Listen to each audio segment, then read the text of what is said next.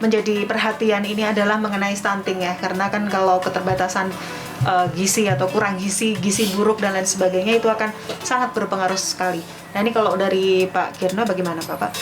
Ya sebetulnya kalau misalnya ketidakseimbangan itu tuh bukan hanya yang masuk ke dalam tubuh yang mengakibatkan stunting itu saja. Yang menjadi ancaman bagi bangsa Indonesia sebetulnya adalah manakala tidak ada keseimbangan kebutuhan pangan yang seharusnya terpenuhi, tetapi sebagian besar dipenuhi karena datang dari luar negeri. Nah, mengakibatkan apa? Kita tidak bisa mandiri. Maka sebetulnya yang kita harapkan adalah adanya satu kemandirian pangan di negeri ini. Trilogi Soekarno. Harus ada berkedaulatan dalam bidang pemerintahan, berdikari dalam bidang ekonomi, dan berkedaulatan berkepribadian dalam bidang kebudayaan. Sekarang kalau misalnya dikatakan tidak seimbang, masalah masukan kepada perorangannya sudah diuraikan Mas Anton. Tapi yang juga saya ingin emutkan pada masyarakat secara umum maupun pemerintah di seluruh Indonesia, khususnya di Jawa Tengah, itu kalau kemudian makan saja kita itu tergantung dari luar, gitu. Itu kan berarti kita ini menjadi negara yang terjajah secara ekonomi. Pasti deh apa yang dimaui oleh negara yang memberi makan itu kita akan setujui, gitu. Dan itu pilihan yang menurut saya tidak gampang, tetap dan tidak salah. Karena apa? Karena memang betul-betul perut kita lapar kalau tidak sesuai dengan itu. Tetapi kenapa kita tidak memanfaatkan rumah kita sendiri? Kenapa kita tidak memanfaatkan lahan kita sendiri?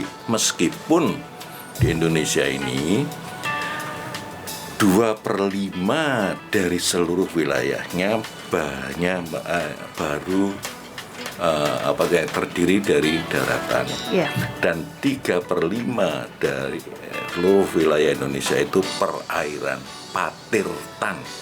Maka Indonesia dulu pernah disebut negara bukan kelautan tapi negara patirtan, gitu. Nah, kalau sekarang kita memanfaatkan itu, berarti sebetulnya pangan kita ini itu tidak harus berasal dari daratan. Orang Indonesia Timur makan ikan lebih gampang daripada menanam padi atau menanam sesuatu yang membutuhkan waktu. Menebar jala di kala itu dia sudah bisa pulang membawa ikan untuk disantap dan menjadi makanan. Gitu.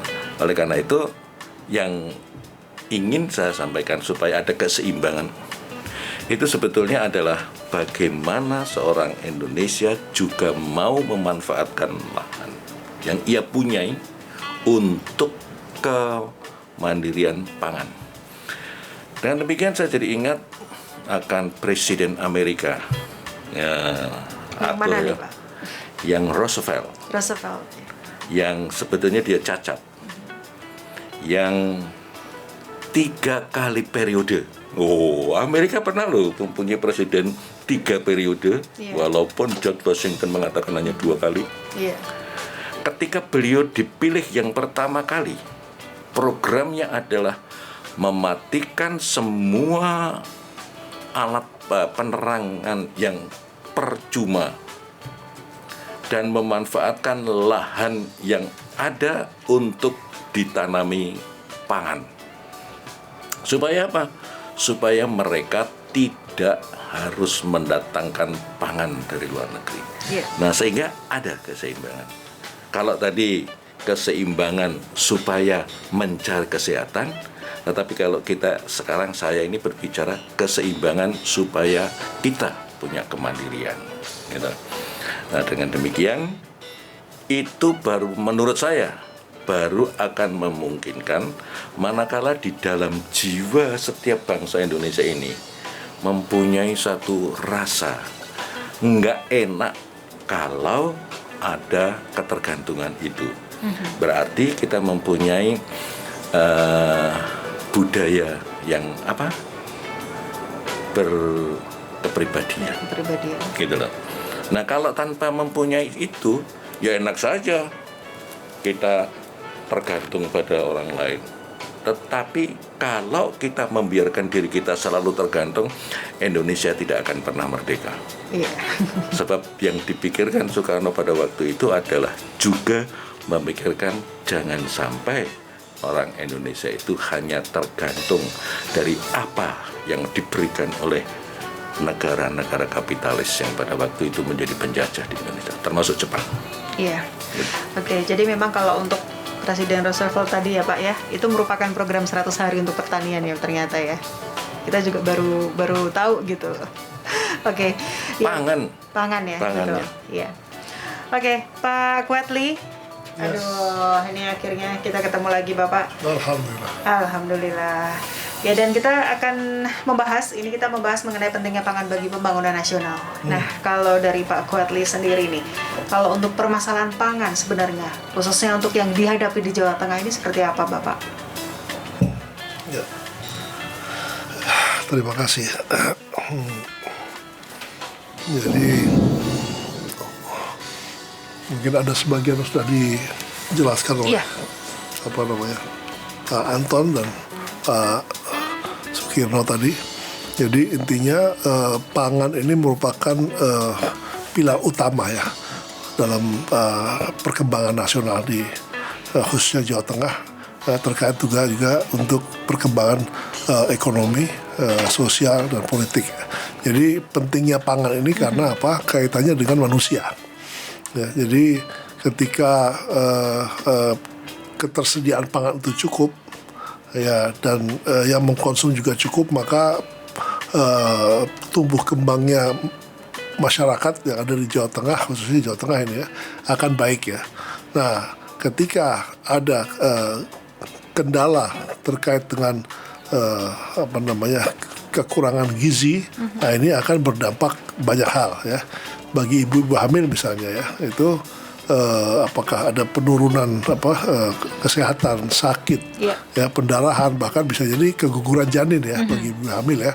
Dan bahkan yang tadi sudah sempat disampaikan, saya dengar sekilas bisa terjadi hambatan tumbuh kembang anak atau stunting tadi. Nah, ini kan hal yang perlu menjadi perhatian. Makanya ketika di wilayah kita itu ada saling memperhatikan satu sama lain, apakah di tingkat RT atau RW, katakanlah mulai dari yang ibu-ibu hamil, ya, bagaimana kita atau warga di situ atau pejabat daerah di situ, perangkat desa memperhatikan apakah kondisi keluarga atau ibu itu dalam keadaan baik. Ya, kadang-kadang kondisinya misalnya dari segi keuangannya tidak mampu, tapi dia bukan orang yang suka meminta-minta. Nah, itu kan perlu ada approach dari perangkat daerah sehingga bisa dibantu untuk ketersediaan pangannya sehingga tidak terjadi permasalahan di kandungannya. Ya. Nah, dengan itu satu tahap awal sampai dengan bayi itu lahir misalnya ya. Nah, setelah lahir itu pun juga perlu menjadi perhatian, dipantau misalnya sejauh mana bayi yang lahir itu kesehatannya. Ya, ada istilah yang 1000 hari pertama kehidupan ya, 1000 HPK. 1000 HPK. Nah, ini kan perlu jadi perhatian lagi bagaimana kondisinya. Nah, ketika satu sama lain saling memperhatikan, maka insya Allah mudah-mudahan ini akan menjaga juga lingkungan kita. Tentunya untuk mencegah itu semua tetap harus dijaga lingkungan supaya tetap bersih. Nah, tentunya bayi itu juga tetap meminum ASI misalnya ya, itu minuman yang paling sehat ya. Nah, ini jadi perhatian. Kemudian dalam perjalanannya tentunya diharapkan pada kebanyakan masyarakat ketika mengkonsum makanan juga perlu melihat kondisi yang ada di sekitar, bahwa kita ini atau negeri kita ini kaya, itu yang pasti kita yakini, dan banyak sekali hasil dari negeri kita ini ya, dari tumbuh-tumbuhan ya. selain yang selama ini kita ketahui ya dari padi, beras ya, jadi kemudian belum lagi jagung, ubi-ubian, ubi jalar, singkong dan sebagainya, banyak sekali ya. Nah ini yang mesti kita perhatikan bahwa kita bisa mengkonsum itu semua ya, itulah yang disebut supaya untuk menghindari ketidakseimbangan pangan, maka kita dianjurkan untuk melakukan pola pola makan yang beragam, bergizi, seimbang dan aman. Yeah. Ya, B2SA. Ya, ini penting sekali sehingga kita tidak semata-mata terpaku kepada kebutuhan pokok kita yaitu nasi. Nah, mari ya makan yang beragam. Tentunya banyak hasil bumi kita dari negeri kita yang kita cintai ini yang punya berbagai macam vitamin dan pencegahan dari berbagai macam penyakit ya tempe, tahu yang mencegah kanker, terus osteoporosis dan lain sebagainya, ubi jalar dan sebagainya. Nah, mari kita lakukan beragam makanan sehingga tubuh kita tetap sehat ya. Tentunya itu semua juga yang bergizi. Ya, kalau di kita itu ada catatannya itu halalan toiban, halal dan toib. Jadi halal harus toib juga, baik ya. Kalau halal tidak toib, contohnya ayam yang sudah lama di dapur, tidak masuk kulkas, sampai bau busuk, itu tidak boleh dimasak. Berarti itu sudah tidak toib, sudah tidak baik ya. Nah itu, yang seperti ini perlu menjadi perhatian kita. Nah ini saya pikir hal-hal yang penting dalam hal pangan untuk masyarakat kita. Tentunya dalam banyak hal pemerintah daerah berperan di sini untuk menjaga kestabilan pangan bagi masyarakat ya. Bagaimana supaya kebutuhan masyarakat itu bisa terpenuhi ya, tidak terjadi eksploitasi oleh sebagian pihak ya. Nah, ini yang perlu ada pantauan dan pemerintah daerah lah yang mempunyai power, punya sarana prasarana untuk mengendalikan itu semua. Misalnya mengontrol ya, itu terakhir saya dengar ada gejolak misalnya minyak tanah. Ya, susah banget ya itu kan susah banget beli di supermarket batasnya minyak 1 atau 2 minyak goreng 1 atau 2 ini ya 2 liter dan sebagainya. Nah ini perlu ada keterlibatan pemerintah daerah harus hadir di situ ya sehingga masyarakat akan terbantu karena pemerintah daerah yang punya power, punya sarana prasarana untuk itu semua dalam rangka menciptakan pangan yang sehat dan berkecukupan untuk warga kita di Jawa Tengah. Jadi memang ini harus mendapat banyak dukungan nih untuk pengkonsumsian pangan B2SA tadi ya. Jadi pemanfaatan pangan lokal memang sepertinya belum begitu optimal karena zaman sekarang ini zaman modern beragam sekali makanannya, jadi kayak udah terkontaminasi dengan hal-hal yang baru juga nih gitu. Jadi jangan lupa bahwa kita masih akan membutuhkan itu semua sahabat TA ya. Dan yang penting nanti yang sampaikan Pak Sukirno tadi bahwa setiap warga itu harus punya kesadaran yang tinggi bahwa kita sebisa mungkin memakan produk kita, jangan yang dari luar, kalaupun yang dari luar ada.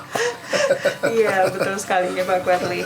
Ya, kemudian Pak Antoni, kalau untuk solusinya sendiri Pak, ini yang bisa dilakukan khususnya dalam menghadapi permasalahan pangan di Jawa Tengah ini seperti apa nih Pak? Baik, jadi untuk penyediaan pangan ini memang harus ada diversifikasi ya. Ada pemetaan tadi, pemetaan lahan ya. Ini lahan-lahan mana yang kita harus persiapkan, mana yang memang harus padi ya, daerah mana padi, Klaten, Sukoharjo, Sragen, Karanganyar ya. Pantai Selatan ini memang penyangga pangan yang kaitannya dengan beras kan. Ada juga daerah-daerah yang punya potensi kering, ya itu mungkin bisa bagaimana padi gogo yang harus disiapkan. Bisa juga jagung, mana daerah-daerah yang cocok untuk jagung, ya. Mana daerah mana yang bisa di Polowijo, apakah itu kacang hijau, apakah itu kedelai, apakah kacang tanah dan sebagainya. Ini semua harus kita manfaatkan secara baik lahan-lahan yang ada di sini. Maka Dinas Pertanian, Peternakan ini menjadi soko gurunya dalam penyediaan dan strategi pangan di Jawa Tengah. Karena Jawa Tengah ini penyangga pangan Indonesia. Ya. hal yang menjadi perhatian kita adalah bahwa lahan kita itu kan terbatas. Apalagi sekarang industrialisasi sudah mulai banyak masuk di Indonesia. Batang itu berapa hektar. Nah, jangan sampai penyangga pangan ini tergusur atau terpakai untuk industri-industri yang tidak mendukung tentang bagaimana pangan kita harus terjamin. Sebagai contoh misalnya Klaten sampai Prambanan sampai sana, itu yang kena tol itu berapa hektar. Segi pertanian ini berarti produk kita, hasil pertanian pasti berkurang. Kalau ini program pemerintah dan ini tanahnya warga, tidak mungkin akan diganti. Kalau programnya ini bengkok, kas desa, itu aturannya berganti. Harus ada tanah penggantinya. Tapi kalau ini tanahnya warga, jadinya bukan lagi sawah, tapi sudah banyak gantinya mobil. Sudah ganti pada motor, ganti kegiatan-kegiatan lain. Jadi ini yang harus diperhatikan adalah pemerintah kabupaten kota harus disiplin terhadap RT RW-nya, tata ruangnya itu. Tata ruang ini harus betul-betul kita jaga. Jangan sampai lahan-lahan yang sebenarnya diperuntukkan untuk pangan, penyediaan ini dipakai untuk satu bisa industri, ada properti sekarang yang sudah mulai menggeser properti.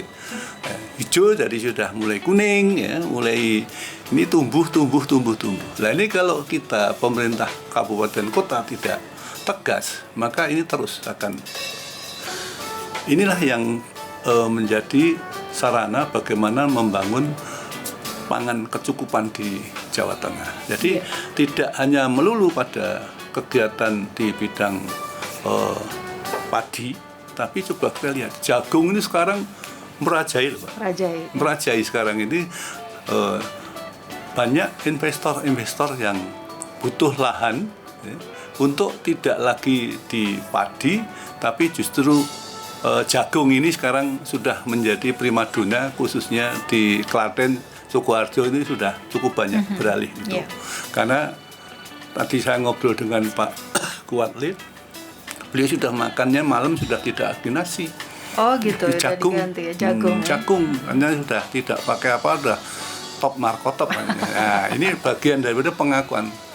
Nah, testimoni ada beliau wakil ketua dewan yang sekarang sudah dimakan nasi, sudah makan jagung. Nah, ini satu bagian daripada model sosialisasi. Kita sudah juga mengurangi nasi dan sebagainya. Begitu.